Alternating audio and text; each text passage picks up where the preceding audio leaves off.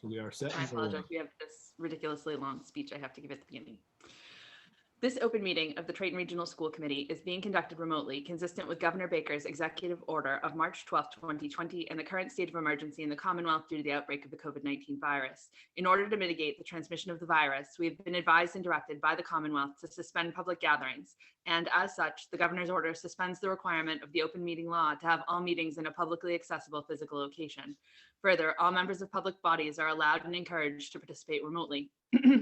I hereby call to order the February 24th, 2021 meeting of the Triton Regional School Committee at 6:30 p.m. I'm Narissa Wallen, Chair of the Triton Regional School Committee, and I would like to confirm that all members and persons anticipated on the agenda are present and can hear me. Members, when I call your name, please respond in the affirmative. Erin? I'm here and I can hear you.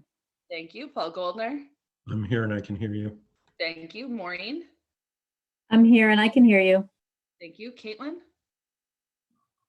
Here and I can hear you. Thank you. I don't think I saw, yep, Paulise? I'm here and I can hear you. Thank you. Linda? No, Linda. Paul Mayette, I know I saw. I'm here and I can hear you. Thank you. And I know Tina wasn't thinking she was going to be able to make it tonight, and I do not see her on the list. They're on the list. No. Senator And no Kaylee either. Okay. Narissa, just to confirm, Senator Tarr he hasn't popped up yet, but he is joining. I saw that. All right, and we'll, I guess, put everyone else in with visitors and staff. So staff, when I call your name, please respond in the affirmative. Triton Superintendent Brian Forget. Here and I can hear you. Thank you. Assistant Superintendent Kim Croto. I am here and I can hear you. Thank you. School Business Administrator Kyle Warren. I'm here and I can hear you. Thank you. And Special Education Director David McGee. Here and I can hear you. Thank you. And we'll bypass Senator Tarr because I'm not sure if he's linked up yet. So Senator DeZoglio. No, she's here and she can hear me. I know we saw. Yes, hello. Sorry. Hello. I had a couple of windows popping up and I was trying to do my yes to the roll call, but I'm here. Let me know when you want me to talk. All good. Thank you. Representative Hill. I am here and I can hear you. Thank you. Representative Kalkors. Good evening. I can hear you. Thank you. Thank you. And Representative Mira. Here and I hear you. Thank you. And Senator Tarr. Good evening. I can hear you. Excellent. Thank you. And it looks like you're still at work. All right. So for this, sorry, gotta go back to the rest of my script. For this meeting, the Triton School Committee is convening remotely via Zoom using the information posted on the district's website, identifying how the public may join. If you are personally attending by video conference using your device's camera, please be aware that others may be able to see you. Committee members and administrators, please remember to mute your phone or computer when you are not speaking. All supporting materials that have been provided to members of this body are available on the district's website with the agenda posting unless otherwise noted. The public is encouraged to follow along using the posted agenda. Each vote taken in this meeting will be conducted by a roll call vote. Please note that this meeting is being recorded and that anything you broadcast will be captured by the recording. So thank you all for coming tonight. I very, very much appreciate all 5 of our legislators taking the time to come here and provide an update and talk about the state budget. Any new business from members?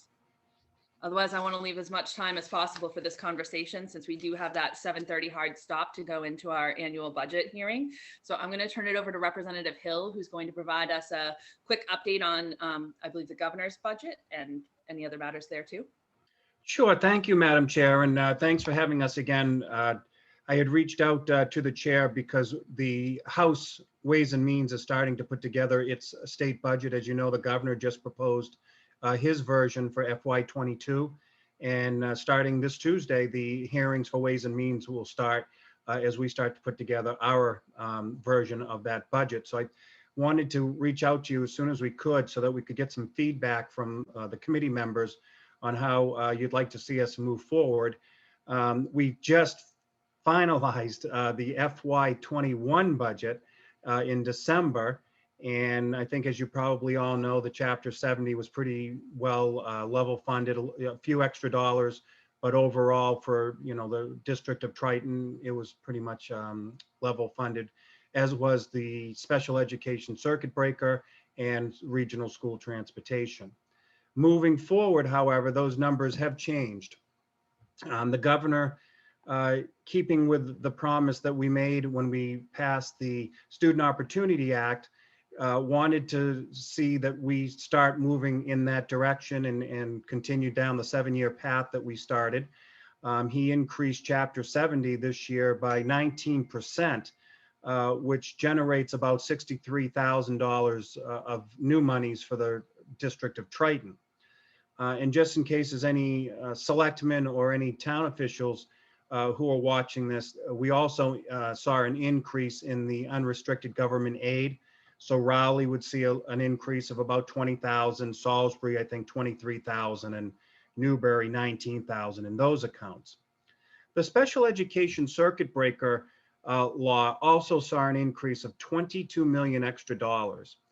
And what we're hoping is going to happen, and what the governor had proposed, is that increase with the notations that the funds include implementation of the Student Opportunity Act. So for those who may be new to the committee, we actually made some changes to the special education circuit breaker law during the Student Opportunity Act. One of those changes was, for example, transportation, which is now added to the special education circuit breaker, and other segments of that law also changed. So the $22 million it starts us down the road of implementing the changes to that law. So I wish I could tell you exactly how much Triton gets for that under the circumstances, but as we all know, we don't see those figures for a year because the bills don't come until a year later, and that's when you get reimbursed for the special education circuit breaker. But it's an increase of 22 million, which is something that we've been asking for. One of the reasons that the legislature, a legislative delegation actually supported the Student Opportunity Act was because of this particular change, as well as a couple other things that we can talk about later. So overall,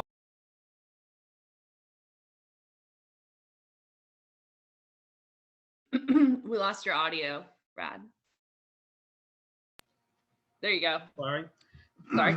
So I think overall, the legislature and the governor heard very loud and very clear that if we had funding, which we do, the governor has taken another $1.5 billion out of the rainy day fund to help fund this particular budget moving forward. We are currently waiting to see what the federal government's going to do in terms of another CARES Act. And when that happens, we probably will see more funding come our way that will allow us to put some of the money back into the stabilization fund. That's the hope anyways, moving forward. We hope to have those answers as we put our budget together, which will probably take place by April. So with that said, we heard you loud and clear that education needs to be a priority even during a pandemic, and that we need to keep the promise that we made moving forward to fund the Student Opportunity Act over the 7 years. Would we like to put more money in? Probably so. And will we? We may, again, depending on what the federal government does.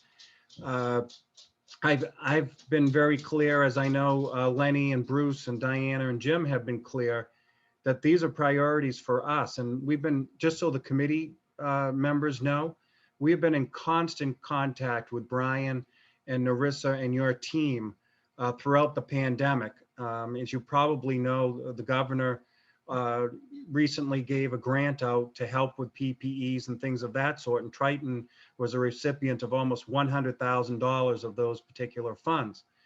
So we've been working very closely with the administration throughout the pandemic, and I will tell you, they have educated us as they always do. They are one of the smartest group of individuals we get to work with when it comes to education funding at the state. And we've heard, the concerns about pool testing. We've heard the concerns about the enrollment numbers and how they're going to be looked at for the new Chapter 70 formula. And I actually had a very good meeting today with DESC with the Masconomic Regional School Committee members who really outlined what they see moving forward and how we're going to look at enrollment. And again, we'll talk about that in a few minutes. So Madam Chair, that's kind of the update of where we are. The regional school transportation numbers for the governor's proposal actually went down by $6 million. And I think what I want to leave you with is that these numbers are the floor. They're not going to go anywhere below what you've seen. If anything, they're going to increase. I think, if I'm not mistaken, Brian, and please correct me if I'm wrong, we're waiting to get better numbers from the school districts on the transportation numbers. And I think the numbers that the governor had were quite low, and that's why we saw a decrease. But if the numbers come in, with more districts giving us numbers, I think we'll see that we'll either level fund regional school transportation or even see a little bit more moving forward. So even though it's a $6 million hit in the proposal, I do believe that we'll probably see that number go up during the debate of the budget. And special ed, again, we really, really are trying to alleviate some of the issues that you folks have had in regards to the transportation and other high factors of special education funding. So I'll leave you with that, Narissa. And then, I'm here tonight to listen more than talk. And we appreciate all of us that you gave us this opportunity to come tonight. Thank you. We very much appreciate, the chance to hear from you directly, because I think a lot of times, we're reliant on news sources, which they're fine, but they're not, our local to contingent. So we very much appreciate your insights that are specific to the district and specific to this area. Before I go on, I'll just open it up to the senators and the other representatives and just ask if they had anything they wanted to add to that before we start going into, more of a discussion and question and answer period. Madam Chair, did you want to hear, are we just going to stay on the topic of the budget right now and then move on to other matters regarding schools in general? Or did you want to hear from the legislators and then open it up to all sorts of topics of conversation? I think if we can clear the budget first, that would be best if we could. So then I'm good with passing so I can hear from all of you. Okay. I think that Representative Hall did a great job just breaking everything down, and thank you for that, Representative. Thank you. All right. So hearing no one else, then I'll open it up to the committee and the administration and see if anyone has questions. I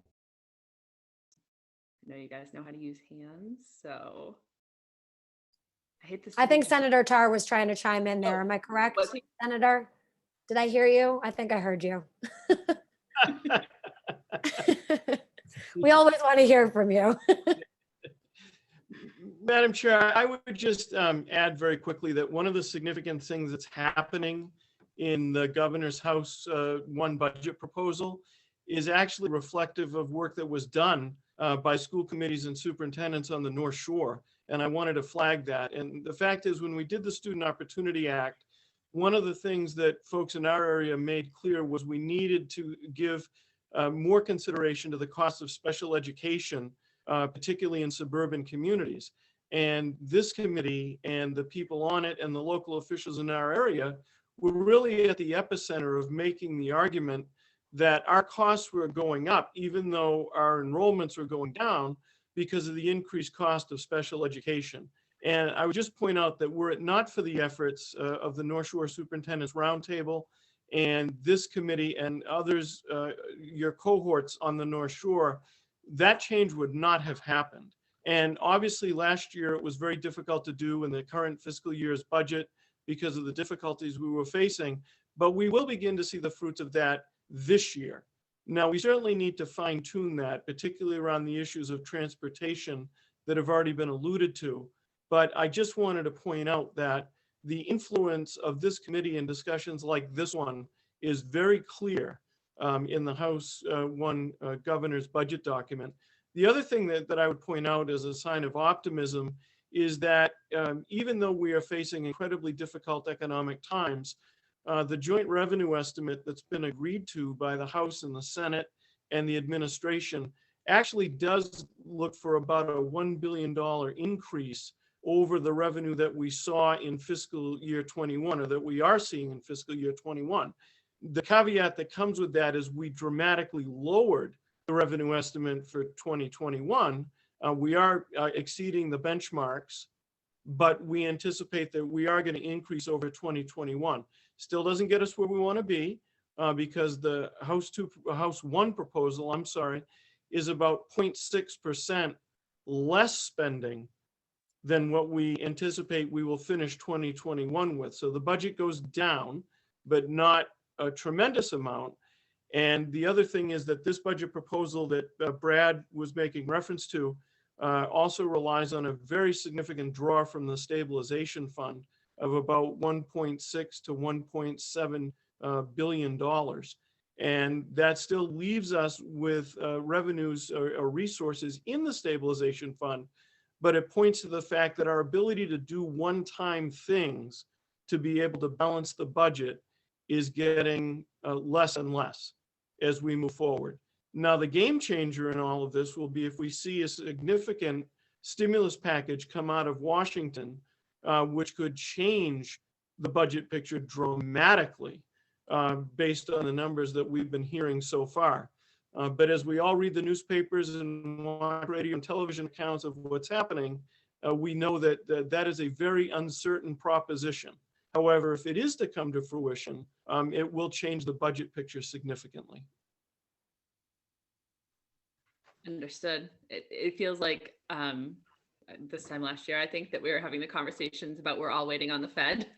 And it sounds like we're right back to that spot. So yes, and I guess the one other thing that I would add that I find very significant, and Superintendent Forget had raised this at a recent meeting in the North Shore Superintendent's Roundtable, is one of the ways that the budget is balanced, or this budget proposal is balanced, and the ways that we can afford the first installment of the Student Opportunity Act is the taking into account of a dramatic reduction in enrollment by about 30,000 students, which is very, very significant.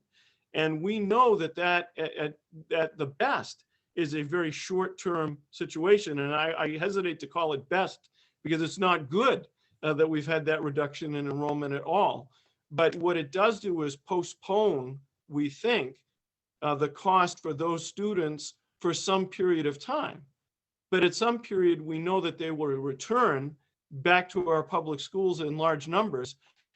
And one of the things that we all have to be concerned about is that balance between when they return and making sure that you have the resources to educate them. So I would just point out that of the many one-time things that are going to need to be used to balance this budget, a calculation of much lower enrollment is one of them. And I would say that that presents us with a contingency that we all need to be concerned about for the future. that is very fair and definitely well put. Thank you. Any questions from the committee? I feel like I'm going to be dominating this conversation again. I apologize for that. Can I ask a question? Yeah, go ahead. So I don't know if it's for Representative Hill or anyone else. So Brad, you talked about that House 1 includes funding for the transportation component added to circuit breaker. My understanding of the original SOA language was that circuit breaker had to be refunded at full capacity before that transportation component would kick in. So what I thought I heard, and again, right, it's these magic figures of as a line item value, but we don't know what that really means for percentage for a while. But my understanding, it was in the lower 70s percent, 71, 72% reimbursement, but that the SOA funding was in there. So I don't know if that's something that there is some clarity, or maybe that will clarify further as we go through the process. It's going to clarify further as we go through the process. Okay, great. Thank you. And I would just add to that, Mr. Superintendent, that should it need additional clarification, once we look at the versions that come before the House and the Senate, that we as a delegation will certainly be willing to look at potential amendments alongside of you to offer up for consideration to make sure that the school committee is comfortable with the language that's presented to us for a final vote. And as we know, the language changes multiple times during the process, depending on all sorts of factors. So definitely we'll keep an eye on those lines, and the delegation will be happy to work alongside of you to make sure that that's addressed. Excellent. I think the important point is, as you identify, Brian, there is a trigger. We have to hit the trigger Yep. for the component to kick in of including the transportation into the circuit breaker reimbursement. I think right now, I would be fairly optimistic that we're going to hit the trigger. And then the issue before us will be, how do we make sure that we fully fund the transportation component of circuit breaker in the way that all of us on this call in the legislative delegation intend? Great. That is helpful. Thank you. Yes, thanks. And I just want to add one thing really quick too, Brian. Please just keep us posted. If you see anything that we need to be aware of, and you've been really good, I have to, say that if anything ever comes up, you're quick to text or pick up the phone and call. So that's probably one of the most effective things that you can continue to do. I appreciate that. I've never been accused of being shy. And I also appreciate the fact that when I text and call, you all answer. So thank you. Thanks to that. Absolutely. All right. So one of the questions I was hoping you could answer is timeline. Obviously, last year was a crazy timeline for the state budget. We had our budget approved at town meeting like way ahead, and we were just fingers crossed for months, hoping that we had made good estimates on the revenues. Do you have any idea of what the budget cycle and time frame is going to look like this year? And I know this is like call out your crystal balls, but I was going to chime in, but I see Senator Tar immediately. He was like quick to the button to chime in. So I feel like I'll go after you, Senator. I feel like I'm playing Jeopardy. I'm trying to hit the button so from all indications, we are on a more normal time frame this year. The indications are that the House will take up the budget in April. Amendments will probably be due right before school vacation, and I would defer to my House colleagues about that. But that would translate into the Senate taking up the budget probably the week before Memorial Day weekend. And so I think it'll be much more of a time frame that we're all accustomed to. Obviously, the reason that we waited so long for fiscal year 2021 was because of the degree of uncertainty. We didn't know what tax collections were going to look like. We didn't know what federal assistance was going to look like. And ultimately, we had to make a decision because the year was getting very late, or time in the year was getting very late. I think this year will be different. I think the scenario will much more look like we will be able to pass a balanced budget, and money that may come in from the federal government would be applied to those accounts after the fact, as opposed to us waiting to pass a budget for some sort of federal action. That isn't to say that it couldn't happen. We might see a federal package before we complete work on the budget, but I do not think we'll wait to see it before we pass a budget. I think it's more likely we'll revisit it after the fact if we see federal action. And I think just to add to that, Senator, everything was unprecedented during the last year, right? Now we're getting into a space where we're used to doing these things virtual. We're aware that there are these uncertainties, and we've been working within the confines of what the pandemic has created. So I know, we had a lot of compassion and empathy for leadership who was trying to navigate a very difficult time, and, wanted to be flexible with that and be as supportive as possible as they tried to navigate funds coming in from the feds, funds not coming in from the feds, their timeline, and trying to make sure that they were working within their own confines. Now that there is more understanding of what's happening, and excuse me, but these pop-ups are crazy on my laptop. I'm going to have to deal with this later. But now that there is, more of an understanding about how to navigate through this process in a more effective manner, I think it's incumbent upon us as legislators to make sure that we're holding ourselves to a timeline out of respect for our communities who are relying on the funds that are coming back to you.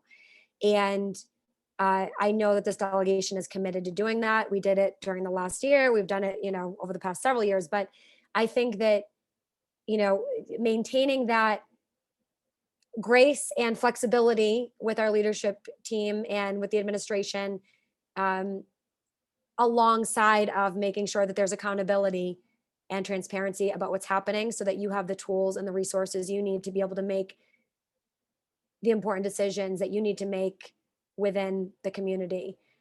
So we will be fighting like hell to make sure that a timeline is given to you and that you are aware of what's happening as soon as we are aware, so that you can do the job that you have to do.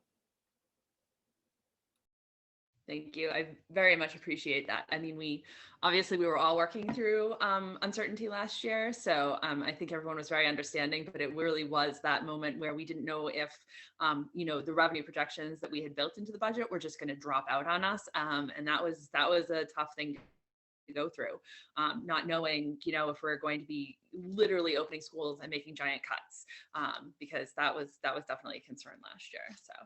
So I appreciate that. And I can say, like, you were all very supportive when we were going through that process last year. When you had information, it came, straight on through. Sometimes even before we saw it in the news, we were seeing it in email or by text. So I very much appreciate that. I talk to other districts who, don't often hear from their legislators, and I brag a little because you all are so responsive, and I, very much appreciate that. So one of the questions I have, which I don't know if any of you might know this off the top of your head, is we often rely on the percentage reimbursements for circuit breaker and regional transportation when we're making our, revenue projections. Often we're getting those from DESE through one of the conference calls, but those were actually, one of them was supposed to be today, I think, and it got canceled. Do you have any idea what those, what the percentage reimbursements are for those two, or the estimates, I should say, for those two accounts? I can't speak to the regional school transportation because the number was lowered and we want to see the number increase. So we're going to be working with Ways and Means to see what that number will be. I actually had a question for the superintendent because and I should probably say 2 fiscal years ago, we were under the impression that we were pretty much fully funding special ed. And then when the reimbursements came through, it ended up being in the low 70s.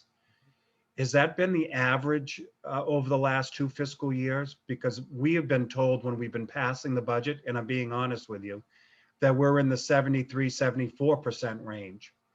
And when I hear you say 71 or 72, that's contrary to what we've been told. So I want to get a better accurate number for my people if that is not the case. Yeah, so the past couple of years we have been 75, right? So my understanding is the assumption, Kyle, is that accurate, that this year we're assuming for fiscal 21, the numbers are projecting at 75% fully funded? Correct, yeah. Yeah, and I believe fiscal 20 ended with full 75% reimbursement. The 71, 72 I was referring to was people making conjecture about what the fiscal 22 House 1 budget means Gotcha. or as a reimbursement rate. I thought you were talking the past, and I was very worried because what we were told was we were fully funding it. Yep. And I think, again, the hope for us would be that we would continue to be at 75% with the new dollars because, and I'm only speaking for myself, I voted for that bill because of this language. And if we're not at 75 plus what we put in for new programs for this special ed, I'm going to be very disappointed and frustrated because that's not how it was sold to the suburban legislators. So you can be assured that that's something that we're going to be looking at so that we get full. But as of right now, Narissa, because of the drop in regional school transportation and now a question regarding the transportation piece, I can't give you a good answer. But we will get you an answer. Understand that. And thank you. I appreciate that. Yeah, anything you can provide on that end would be great. And the last thing, I mean, I know this is kind of the thing that you hear from us every year, but anything you can do to help. I mean, the burden is on our towns right now to provide the funding for most of the increase in our budget because we're getting very little of a bump up traditionally from the state. And that's kind of where, the Student Opportunity Act work had gone toward that circuit breaker transportation. But anything you can do to help out with the, the funding that we do get for circuit breaker and regional transportation would be extremely welcome. And I think too, just to the nod on enrollment, we saw a pretty big shift in the way our towns are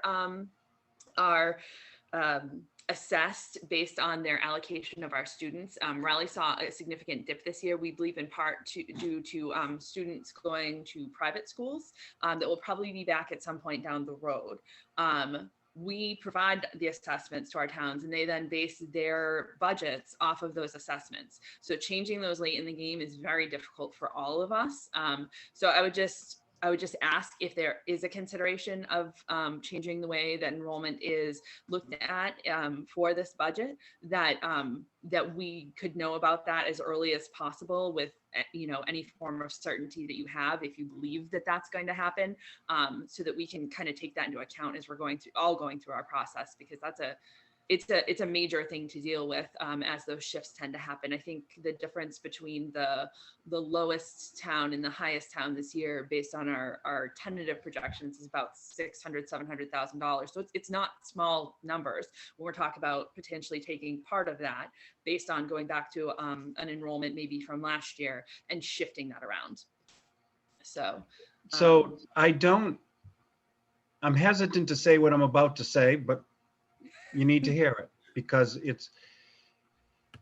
I had that meeting today with Masconomet, and we asked DESE about the enrollment. And I hope I'm explaining this right, because it's very complicated. But as I understand it, in order for DESE and the governor to start going down the road of funding the Student Opportunity Act and the new formula that's in place, you have to use the enrollment numbers that we are using now. If we were to go back and use numbers from another year, you wouldn't be able to start funding the new formula that's in place. So that's the layman's term. So that's the conflict that we're dealing with, is we know that a lot of the students left schools to go to private schools during the pandemic, and we expect that they're going to come back. But if we're going to start funding the SOA, we need to start implementing it under the rules that were set under the Student Opportunity Act. And that would be in conflict of what we were doing if we go and use other numbers. So those are the debates and conversations that are taking place as we speak. But I didn't get that answer until today, because we kept wondering, why can't we go back and use the numbers that we think are more realistic?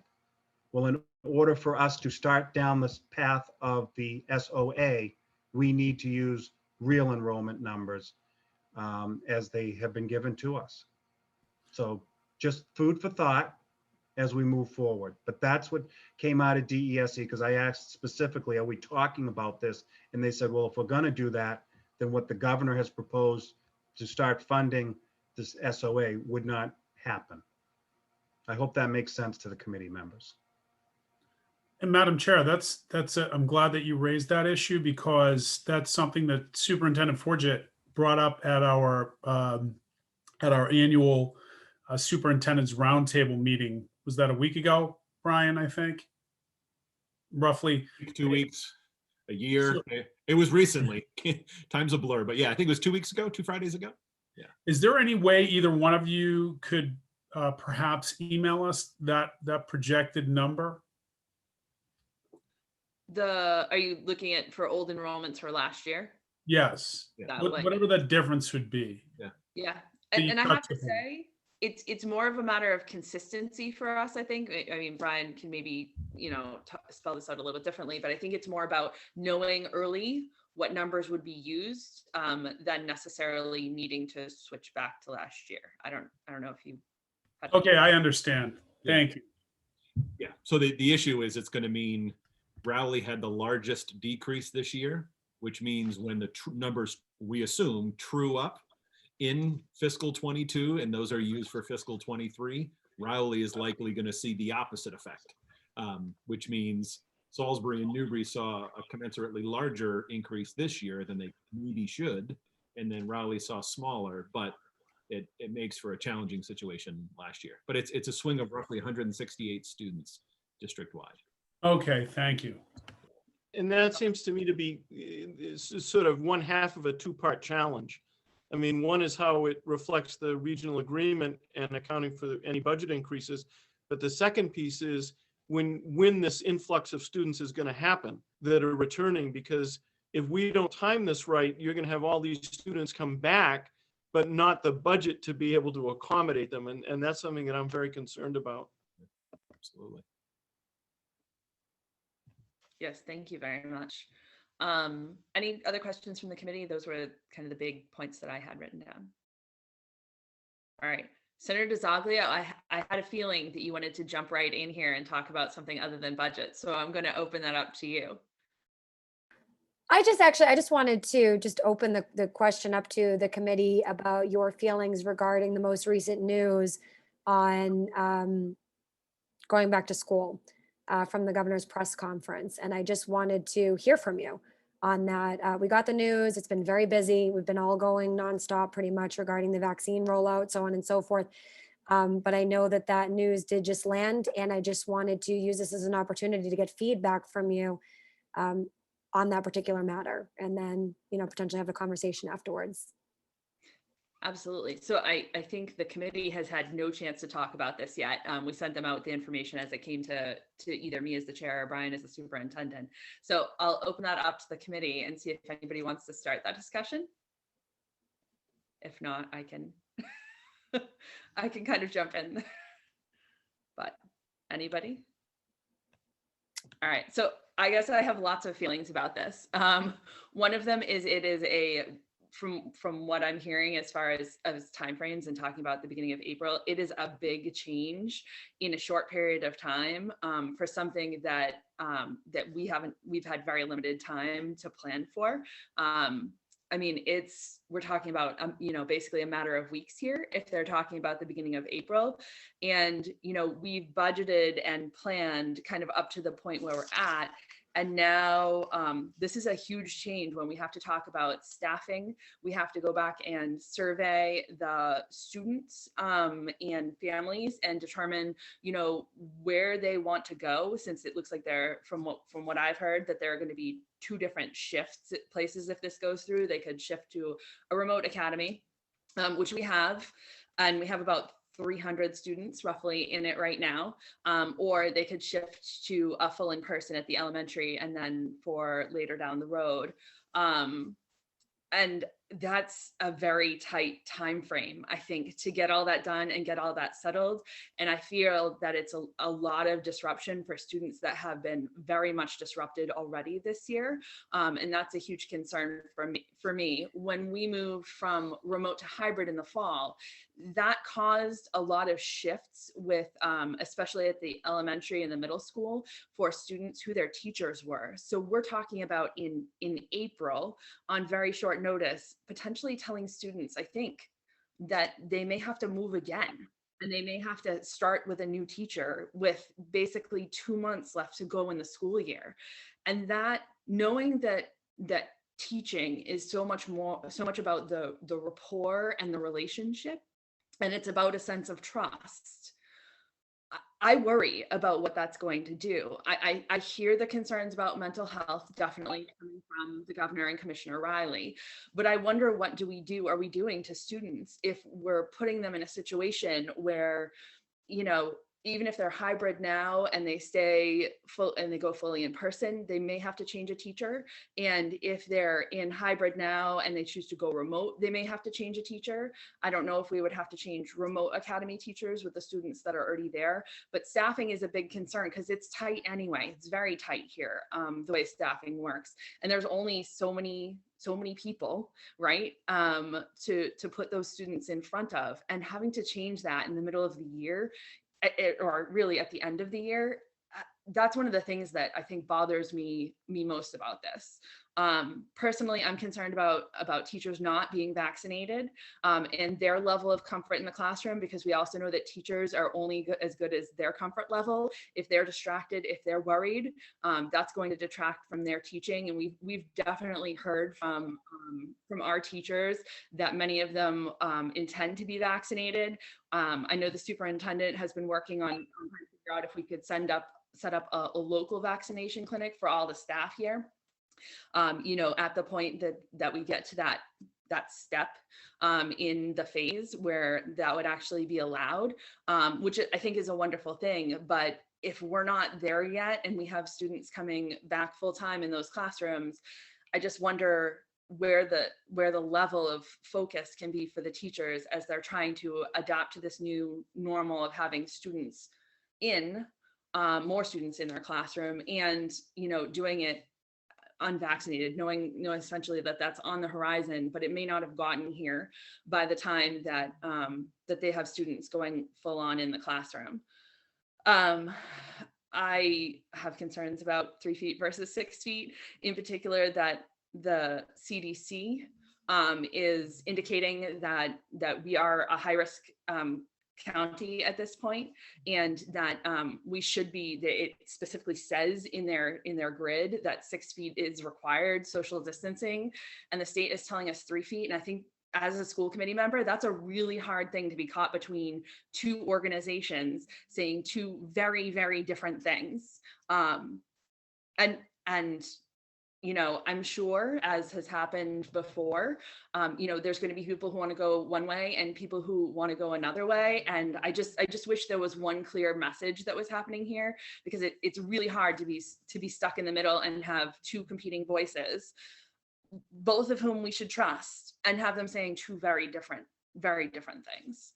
I also am concerned about funding, because we have allocated a lot of our grants already, and it's likely that to do this well, one of the things we need to do is provide some outdoor spaces and potentially some significant additions to staff members, which I'm not even sure we could find. Again, we haven't had these conversations, so Brian can be nodding, he can be shaking his head. I don't know if he likes where I'm going with this, but since I'm the first one out, I don't know. When we were talking about tents in the fall, we were talking about essentially a one classroom tent being $19,000 a month, right? Am I correct on that? I'm going to look to Kyle or Brian. Yes. Yeah, 2 months. The duration of the year, that last year, yeah. Oh, that was duration of the year. Okay, so I mean that's big money when you talk about that. And we had looked at pooled testing, and we had surveyed our community, and the results came back that about a quarter of our teacher population and about a third of our families that responded to the survey would not intend to take advantage of pooled testing. We abandoned that thought at that point because the number of people who would take advantage of it is important. The percentage of people who would take advantage of it is important. If we opted to go back that direction, which I know is one of the things the CDC recommends, if you are, they kind of change their grid and the way things are measured. Going back to pooled testing, we were estimating that that's going to cost us another $200,000 to get us to the end of the year, past the time that the state would cover. So I think all of those are big costs that I'd be concerned that we don't have a way to necessarily cover all those right now. So I'll open it up because I feel like I'm sorry, that was probably more than the answer that you wanted. I'm glad I asked the question. I mean, we've had very little time to digest, so I think it's coming at us from all sides right now, and I think we haven't had a chance to talk. So that's my off. And yet you laid out 5 or 6 things very articulately that are just off the top of your head. So clearly there are concerns, Madam Chair, about the way that this is going to impact the community at large. And I know that I've spoken with other school committee members and superintendents and local officials and parents since that announcement, who have very similar concerns. And I think that, these concerns need to be elevated to the administration as quickly as possible and to DESE as quickly as possible before we start to get going a little bit more rapidly. And then we get to a place where it's already being implemented and it's more tough to sort of pull back on that. It seems like what you're saying is, well, amongst the many things that you said, one of the things that you spoke about was something that I had some concerns about, which was that initially the administration, Desi in particular, had been, sort of hands off regarding giving guidelines to different communities and had allowed local communities to make their own decisions and come up with their own plans, and it actually actively encouraged that. And I remember that many school committees and communities overall were saying we need more guidance, than than what we're getting, and we have one community doing one thing, another doing another thing, and we're not sure what we're doing here. And now, almost a year into this, it's almost like we're going in the opposite way, where now things are being centralized again and the mandates are coming down once again. And we always talk about unfunded mandates. And I heard you talk about costs. And I think one of my concerns, based on what you said, is that the mandates that are potentially coming, according to the announcement that we just heard, they need to get funded if those mandates are going to be put on our local school districts. So that's something that I want to make sure that we keep a close eye on. Another thing that you brought up was the vaccinations and making sure that our teachers, and not only our teachers, all personnel, that are within the school system and, going to be on the front lines, have an opportunity to get vaccinated. And we know that we've had some challenges in recent weeks. I've been very vocal about this issue, but I think that what you highlighted just lends itself to what other people have been saying as well, that I've spoken with in other communities. So that is just something that I just want to say, Madam Chair, has been consistent in the people that I've spoken to. I do want to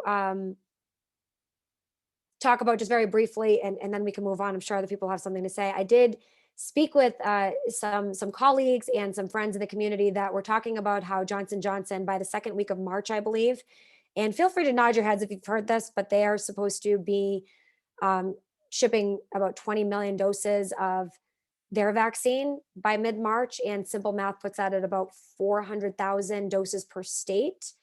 And this is according to Google, which we all know is never wrong, right? So this is, we did a Google search on this, but we found that there were between 72,000 to 73,000 public school teachers in Massachusetts.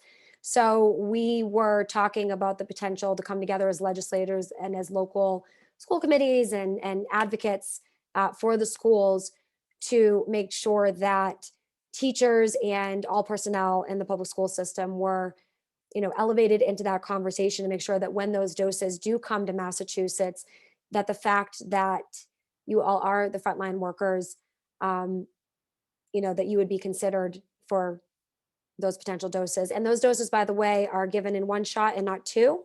So if you're going to be going back that quickly, if the teachers are going to be going that quickly back into the school system, and there's going to be this short timeline, that would be something that we could elevate to the administration and to Desi for consideration, to be sure.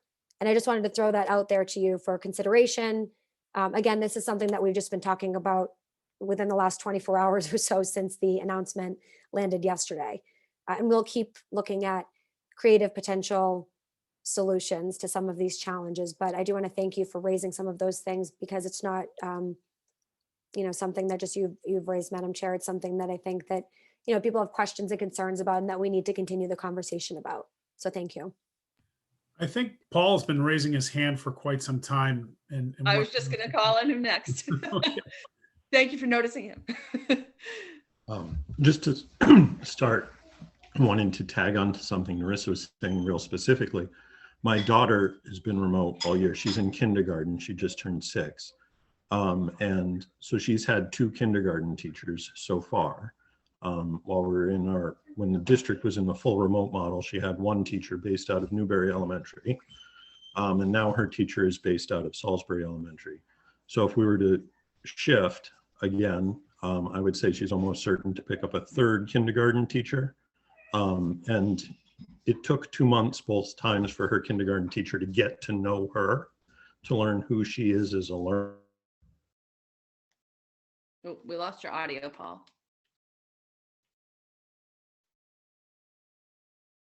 Paul, we lost your audio. Oh,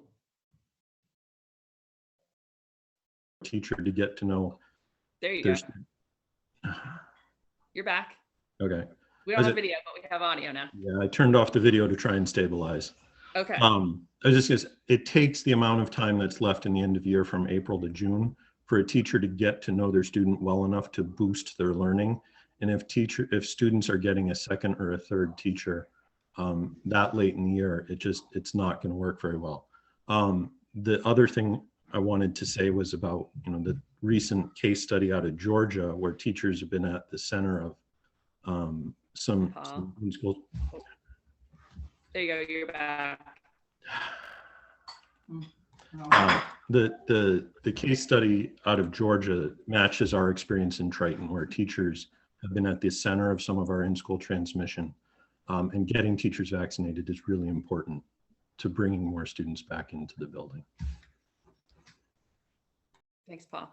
Paul, I do agree with you on that. And I know that the effort is being put forth by all of the legislators to, make sure that we get the vaccination, get those who need to be vaccinated as quickly as possible. So I just wanted to interrupt just really quick. I do unfortunately have to leave, and I want to thank you all for this wonderful opportunity. As always, it's a great pleasure of ours to meet with you. And please, my cell phone number is out there on social media. Brian has it. I know Narissa has it. Feel free to reach out to me or any one of us anytime, and we're always here for you. And thank you really and truly for the privilege to work with you and to represent you in Beacon Hill. Thank you very much, Rep. Kalkos, and thank you as well for always being super duper responsive. And have a great evening. And Aaron, I might be seeing you again shortly. Okay. Bye-bye. Take care. Representative Mira, did you want to? Yeah, thank you, Madam Chair. Just really quickly, more question than anything else, because you speak to teachers and administrators far more often than we do. Short of getting more vaccines and getting more students and teachers vaccinated, is there anything else we can do to make everyone feel safer about getting back into the classroom? Specifically, is there anything with regard to infrastructure or mechanical systems in our buildings that we can do? I don't know if there's any talk of this in previous meetings, but if there is, let us know, because it's something that cropped up in dialogues elsewhere, that better ventilation and heating systems could perhaps make the environment a lot safer. Have you guys heard anything on that? And is there anything you think that we could pursue in that regard? I'll defer to Brian, Kim, and Kyle on this if they can answer it really quickly. But I do want to note that we did a lot of HVAC work in the fall. We actually underwent a full study to make sure all the occupied spaces, literally room by room, were at least 4 air changes per hour. We're aiming for 4 to 6 air changes per hour. And okay. They failed that. Either the systems that we actually had were repaired or upgraded to get there, or we put in a portable system. So we've done a lot of work around that already. Kyle is now the king of HVAC, we call him, because he lived and breathed that for a while. But I'll defer to Brian, Kim, and Kyle if they want to jump in on that and just talk about infrastructure. It's like you're not deferring, you answered. That was a perfect answer. Yeah, so what Narissa said, and the only thing I would add is, after spending $250,000 on HVAC upgrades and improvements, I believe, and all of the educators I speak to have confidence in that. You can almost feel the difference in the air in a lot of spaces with the improvements we did. What I've heard from everyone is their feelings will change when they are vaccinated. I have heard that from folks who I didn't expect to hear it from, and those who I did expect to hear it from, that their responses on surveys and their level of comfort in the classroom around the school.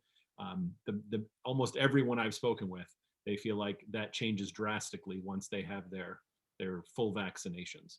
So, all right, thanks. Yeah, thanks, Lenny. Kim, did you have anything you wanted to add, or no? You're good. Okay. All right. Any other last minute questions or comments? Because we unfortunately do have our budget hearing also tonight. We're trying to squish everything together in on the same night.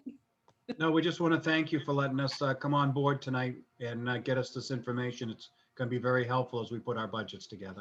Thank you.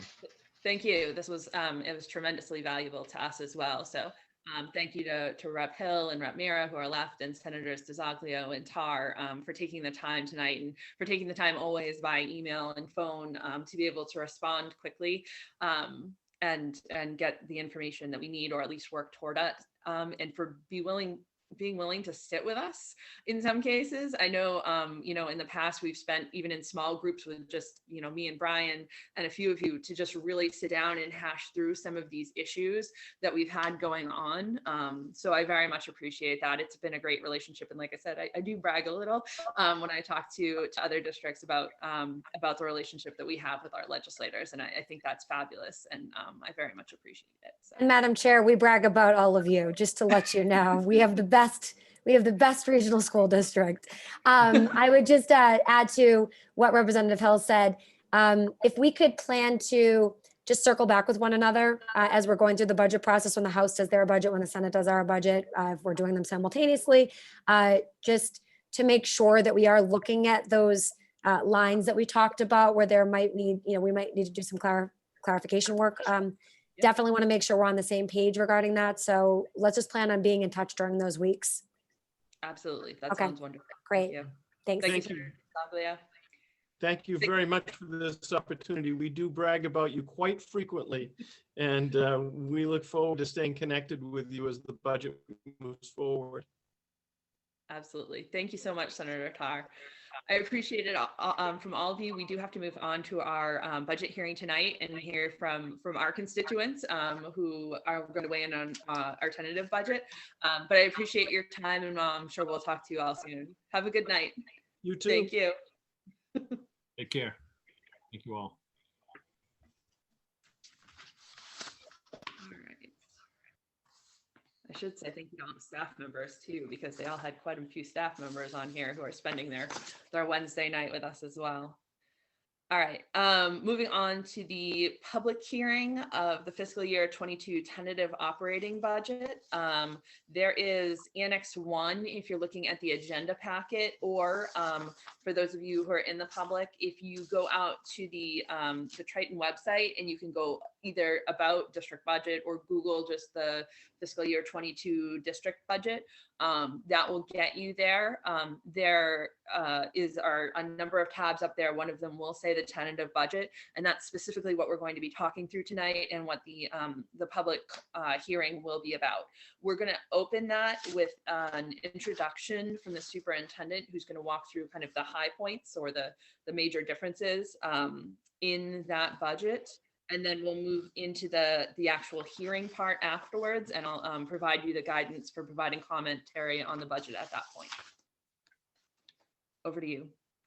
Thank you very much. So we will keep this very brief. We're going to make the assumption that folks have heard some of the information that the committee has been discussing over recent weeks. So we are not going to go through this document in any level of detail. But as Narissa mentioned, it is included on the website. So certainly take a look at it there, and hopefully you have already. So to walk you through the document, page 1 of 46 outlines the changes as we look to next year's budget. First section, $847,000 worth of salary changes. Second section, $272,000 worth of benefit changes. In the bottom section there, basic programming changes, $213,000. Of note, we have a great renewal on our medical insurance. And we're actually working, Kyle and I are meeting with Julie Warren, our HR payroll coordinator, and our Maya HR, or our Maya Blue Cross Blue Shield folks, and potentially offering another voluntary program that would give us another discount. But we already know we're going to be able to realize some savings over what we assumed in this document as we move to the final budget, which is 2 weeks from tonight. I also should definitely note that, you know, in recent years, we've had other increases that were substantial: out of district transportation, special ed transportation in general. You can see that that's actually flatlined in this budget. So there are areas of the budget that normally we do see an increase and we haven't seen this year. And there are other areas where we've seen increases where we might not have in the past. So turning the page to page 2, top section up there shows a $85,000 savings in overall utilities. So that figure at the top of $1.248 million was the cost to provide level services. That means what we have today, what is the cost of taking those services into next year? And I should say that the budget that we developed assumes we're returning to our normal enrollment and staffing levels. As you know, we talked with our legislative delegation in regards to the enrollment issue. And I will personally say I don't believe there's a remedy for that. I think with all the factors that are playing into that decision, I believe we're stuck with these numbers for this year. And so that being the case, we know a large number of those students are going to be back in our classrooms come September. So this budget prepares for those students to be back. So that 1.248 million is that figure that gets us back to where we were, or I should say where we assumed we would be when we finalized a budget a year ago, 2 days prior to that fateful day of Friday, March 13th, 2020. The section on the bottom lays out some strategic new spending that was included in the tentative budget. Again, these were included in the spirit of this being the high watermark. These are obviously needs. But these, certainly as we get forward or go forward and look towards the final budget, we have to review these new spendings to make sure that they are able to be supported in the figures. So the first is a $75,000 increase. That's the second of 3 increases that gets us to full day kindergarten, universal and free. So the current budget budgeted 75, which means the tuition went from 3,000 to 2,000 roughly for the current year. Obviously, everything changed, and we're now doing half day, no charge, but that money is in the budget. Adding the 75 for next year takes the tuition from 2,000 down to 1,000 for next year. And then the hope would then be that we continue with that pattern in fiscal 23, adding another 75,000. And those 3 collective increases total 225,000. That wipes out all the funding that was previously collected through tuitions. And by September of 22, right? September of 22, we begin the year with free full day K, universal full day K. Special ed programming, the $100,000 is putting a new program in for very specific needs of the medical nature. So that program includes some supplies and materials as well as 1 staff member to work with that specific population. And I should note, when we put these, when we propose these figures and these programs, oftentimes, if 1 student participates in this program, it's more cost effective to have that program in-house. There are 2, 3, perhaps 4 students that would be potentially considered for this program. One of those students could easily cost $150,000 in an outplacement based on the nature of the disability. So this is certainly a spend to save. This is an opportunity where by building this program, it saves us dollars. And more importantly, it's the right thing to do by keeping our students in our home community. The next 2 have to do with technology. PC network technician, obviously we know we added about 1,000 devices, Chromebooks, to our infrastructure and to our hardware inventory this year. That comes with a lot more need. So we were able to add 1 additional staffing position and rework some things this year. This budget puts 1 more technician into the mix that will allow that we have 1 technician on every campus. We still have technicians that are being shared between campuses, and just by the nature of how much we depend on technology, we need more. We should say here too that we all hope and want and expect education is going to go back to in the classroom, right? We know that will happen. However, the way that our educators have learned to use technology, it will be used in a more advanced and more consistent way than it ever has been in the past. So that's a value add, right? We try and find the silver linings within the pandemic. We need kids in classrooms with teachers, but the use of technology has expanded, and that's going to continue. That doesn't mean kids are on a screen all day like they are now, but the use and the creativity as an instructional tool of technology will expand. So that adds an additional support. That's just nuts and bolts, right? That's hardware, making sure they're supported. The next position, the technology integration specialist, actually works with teachers in that integration of technology into their instruction. So that's a very important position. Again, we had prioritized, as we had talked over the past weeks. Certainly the technician is the higher priority because it's a matter of just supporting the actual devices. But that technology integration specialist is also a very important position as we all learn to do things differently, regardless of our role.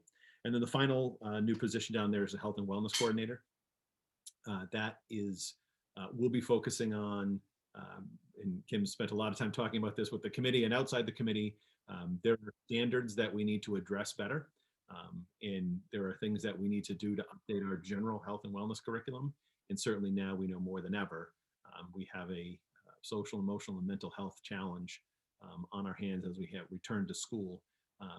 Regardless of where students are learning and how they're learning this year, it will be challenging to welcome them all back to school. So we know there'll be challenges to fit there. So that's an additional $431,000 in spending. That comes to a grand total of $1.68 million in new spending. We have to note, we've been reporting this on a regular basis, on a monthly basis to the Finance Subcommittee. We received several ESSER grants that are detailed in the budget. Two of the major ones were spent out this year. The other is underway as far as being spent. And then we have a new called ESSER 2 that we've allocated currently items that were in the budget requests, about $42,000 for some new curriculum, and then about $200,000 for mitigating learning loss. And right now the focus is on the summer. As we get to the end of the year and look to the summer, what type of intensive intervention strategies and extended learning opportunities can we offer our students? So we have a $200,000 that we've dedicated from those ESSER funds. We didn't put them into the budget. Those are coming out of those ESSER funds because we hope those are one-time needs, one-time funding source. We also, we need to note, it's not reflected in this budget because it's not real yet. But everyone's heard the fact that there is potentially another stimulus package coming down the pike. The initial estimates would mean significant new dollars flowing to the district. The figures are roughly 2.5 times the ESSER 2. So if that was the same formula, ESSER 2 gave us $854,000. We'd be talking about, again, millions of dollars. So certainly there are a lot of things we need to do to get schools prepared, and that would certainly help with that. But there's a lot of questions still in regards to, are those real dollars? Are those real calculations? So a little too soon to make any assumptions there. So turning over the page to page 3, worksheet you're all used to seeing, the general calculation of the budget up at the top, $46,151,000. That's that 1.68%, or sorry, $1.68 million increase. So our increase in spending is $3.78 million. About halfway down the page, that yellow box, operating assessment, because we're assuming some loss of revenues. The representatives talked about level funding Chapter 70, that basically level funds it, or he talked about new money, but that actually level funds it to last year's, the current year's figures. So we're assuming we're losing about $87,000 in regional transport, $25,000 in interest income, and close to $5,000 in Chapter 70 aid. So we're losing $117,000 in other revenues. So when you add the loss of revenues of $117 and the 1.68 new spending, it actually ends up being 1.79, just close to 1.8 million, that the increase in assessment to our member communities. So as we talked about in that last session, because of the change in enrollment and the disparate way that those enrollments hit our various towns, Rowley hit the jackpot this year. We talk about this every year. There's always one town that seems to make out in regards to how enrollments swing. And so Rowley hit that this year. So the increase in assessments of close to 1.8 means a roughly $550,000 increase for Newbury, a 5.61%, to close to $270,000 or 2.4% increase for Newbury, and a almost $974,000 or 7.18% increase to the town of Salisbury. So that's the highlights. Again, there's still a lot of unknowns. in regards to what the final budget will look like. And we still anticipate that we're hopefully going to learn a little bit more in the next week or two in regards to what that potential stimulus money might look like. That would certainly give Kyle a little more comfort as we move into the final budget 2 weeks from tonight, and allowing us to be a little more aggressive. You know, we set this as the high water mark, and we can tell you, we know we're going to be able to pull off money on medical because of the renewal. So there are other areas that you heard Representative Hill talk about regional transportation. We feel like we can be a little more aggressive with our assumptions there. And so certainly if we do hear a little more positive trends with that stimulus, the new federal stimulus, that would certainly give us a little more comfort in getting a little more aggressive with these numbers. But a large part of those stimulus fundings, the ESSER, the ESSER 2, and I don't know, will it be ESSER 3 that they'll call it? But those are going to have to be held over so that we have that for all the many unknowns that we still know are going to be reality. So I tried to be brief, as brief as I get. That was well done. It was about 15 minutes. Pretty much a record, I think. That was 15. Wow. Okay. Yeah. Moments. Yeah. All right. So with that, let's open the public hearing. So this is going to be very similar for those who have been on frequent video calls to public comment. So if you want to speak during the public hearing, you can either raise your hand on your video call or use the raise hand options on the participant screen. And then you'll have 3 minutes to provide your commentary. The comments are open to residents and parents and guardians who are attending the district schools through school choice. They have to be restricted to the fiscal year 22 tentative budget. If you have, if you could please state your name and the town that you represent as you're beginning your statement. If you have a written statement, we would ask that in addition to speaking, you also submit that directly to the school committee at schoolcommittee@tritonschools.org so that we have that for our meeting minutes for public record. We cannot respond to any public comments that are made during the hearing. We do have a number of meetings that are upcoming. We're hearing from, or talking to, I should say, are the towns again tomorrow night, which is the 25th. We then have budget deliberation on March 3rd. And then the approval of the final budget is slated for March 10th. As part of our March business meeting. That budget that we certify then gets sent to the towns, and they will use those numbers for inclusion in their town meeting warrants for their spring town meetings. So that said, I see Mary has her hand up first, and it looks like she's already unmuted. Let me just find my my stopwatch. Can I just add while you're talking, Narissa, I'm going to put the link into the chat for the budget in case there's anyone watching who doesn't have the budget. So I'll put that right now. Good thought. Okay. All right. So Mary, you're first. Same thing as traditional public comment. I'll give you a 1 minute left when you hit the 2 minute mark, and at 30 seconds left, I'll give you the I don't even know what that sign is called. So, but I'll give you that to indicate that you have 30 seconds left, and 3 minutes is the total time that's allowed. Unlike traditional public comment, we do go during a public hearing until everyone who wishes to speak has a chance to speak. There is no time limit on a public hearing. So that said, Mary, I will turn it over to you. Okay, thank you, Madam Chair. Thank you, everyone. I don't have anything. Sorry, Mary, prepared. can you start only in town? There we go. Sorry about that. I'm Mary Anastasio, and I'm from Byfield. I do not have anything prepared, but I do just have one kind of question type comment for the fiscal, for the future fiscal year. One of the items that I think it was Senator Hill had mentioned, and we had brought up a few times on this, was the migration or the attrition of students, the 168 that have left the district. I just do want to bring to the committee's attention, and certainly for the future of the district and the health of the district.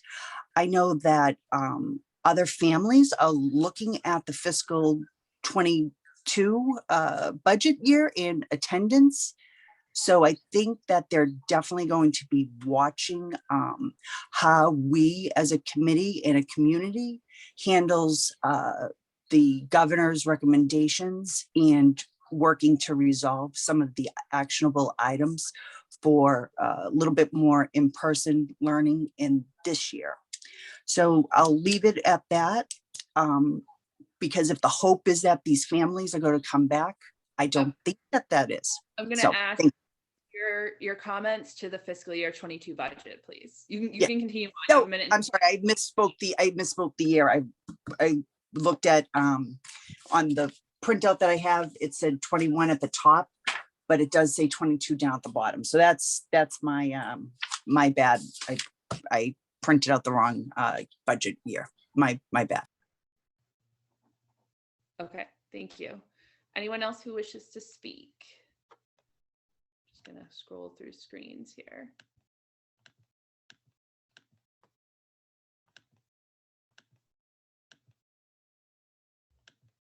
Last chance.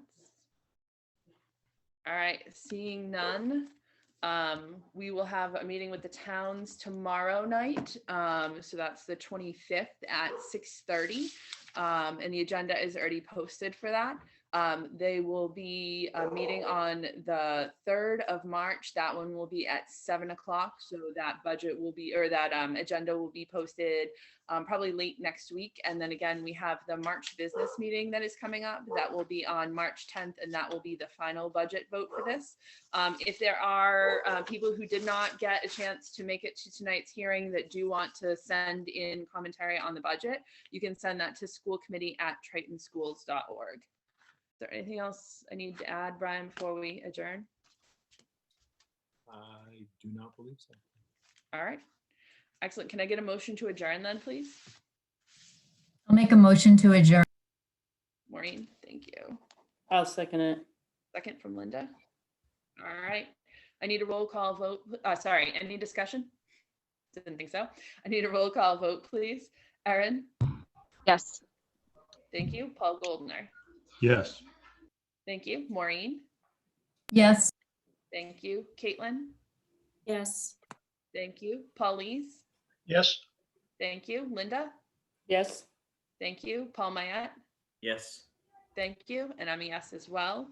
So I will see some of you. I know I have a few people who said they can't make it tomorrow night for the discussion with the towns, but I will see some of you tomorrow night, and the rest of you I will see probably on the 3rd at the earliest. Oh, I should note too, I know this went out by email, but the finance subcommittee meeting there was an issue with the link that was included in the agenda. So that had to be moved from yesterday to next Wednesday, the 3rd. The time of 3:30 stayed the same. That was just an issue with open meeting law and the public posting, since it wasn't, the link wasn't posted correctly. We couldn't hold that meeting yesterday. So that is being moved, and I'll just note that as a change on the calendar. All right, thank you all and have a great night. And I will see you, some of you tomorrow and some of you next week. Take care, everyone. Take care.